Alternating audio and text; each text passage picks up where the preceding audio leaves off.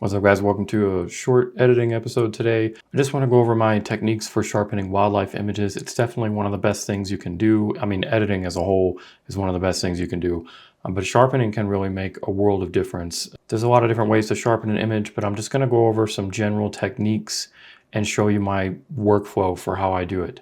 All right, so let's jump right into it. This is a nice little shot that I got the other day, and let's just say it's not the sharpest thing in the world. So the camera that I was using was not my normal setup, and it's definitely not as high resolution, and the lens is not as sharp, and the autofocus is not quite as good. There's a lot of things going on here, but let's just say I might have misfocused a little bit. You can see I think it hit focus on his tail here.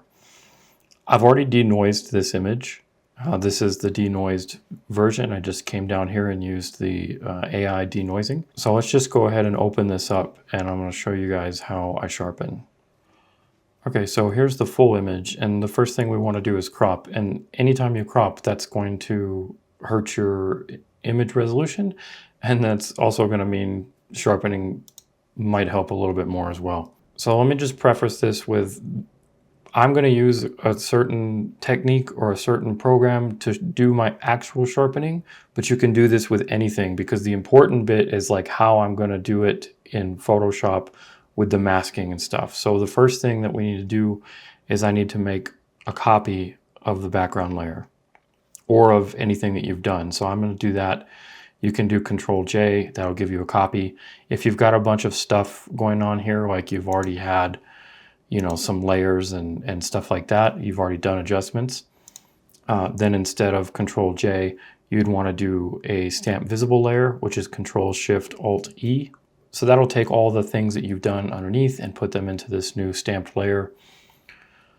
So you can take that, and then I'm going to use Luminar, but like I said, you can use anything you want. This is not sponsored at all by Luminar. I have nothing going on with them. This is just what I'm using. This is what I've been using for like the last 5 years. I think that Luminar is all right. I think their AI sharpening does a pretty good job, but it's probably not the best out there. Like, I don't know about Topaz or DxO. I know both of those are really good and people use them. This is what I have. So the important bit is do your sharpening how you want to do.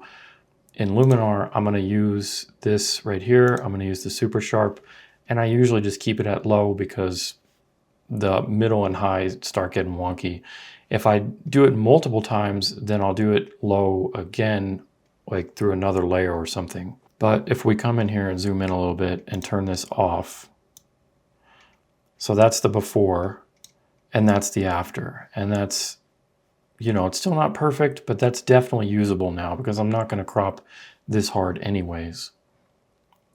So I'm just going to go ahead and apply that. Okay, so here's the big problem with most sharpening techniques is that they're global, meaning that that affects the whole image, but we don't want the whole image to be sharpened. I just want the subject. So this is why I did the stamp visible layer, and this is why it's all going to come together here. So now I'm just going to go up here to select, and I'm going to select subject.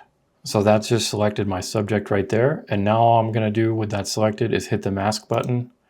Bam, I just created a mask on my little owl guy here. And now it's all black around him, and it's the owl is white on the mask, meaning that only the owl is sharpened and the rest of the background is not. So that last part right there with the mask, that's kind of the important bit for my workflow, and for me saying, like, it doesn't matter what you use.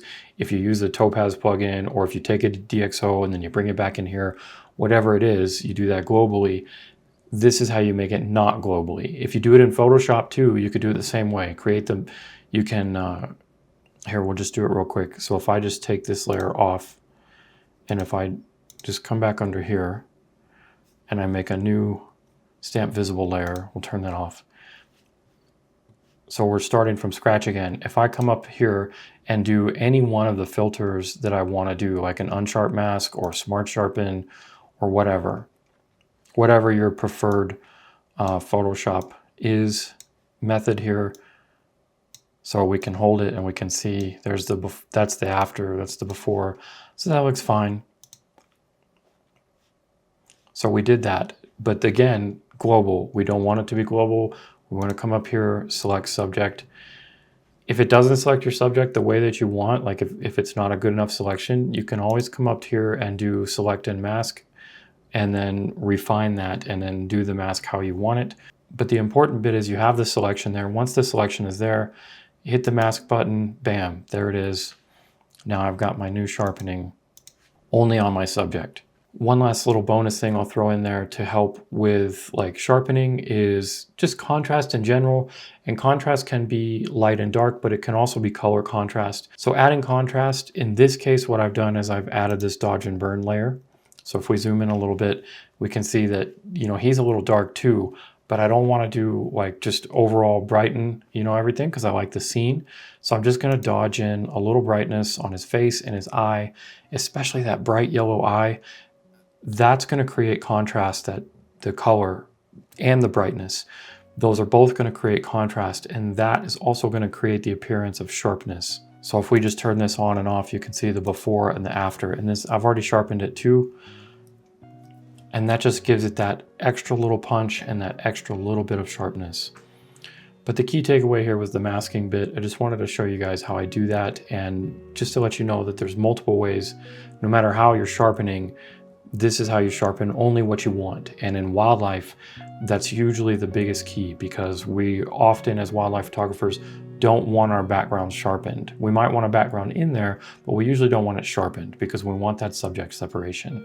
Let me know what you think down below. Hopefully that helps you. I'm gonna wrap it up here. It's chai time. Thanks for watching. I'll see you in the next one.